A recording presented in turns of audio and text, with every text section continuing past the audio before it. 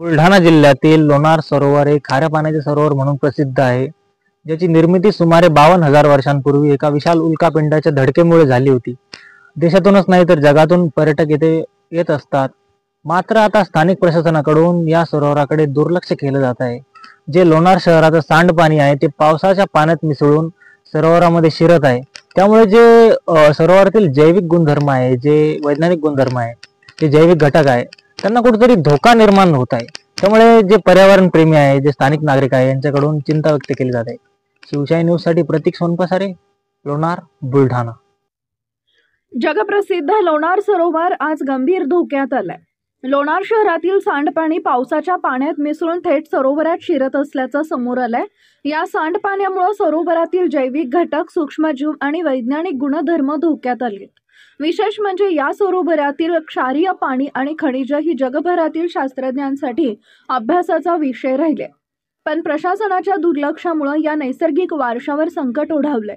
इतक्या महत्त्वाच्या सरोवरासाठी ठोस उपाययोजना कधी केल्या जाणार आणि वेळेत लक्ष दिलं नाही तर सरोवराचं अस्तित्व टिकेल का, असा सवाल आता उपस्थित होतोय. शिवशाही न्यूज प्रतिनिधी प्रतीक सोनपसारे, बुलढाणा.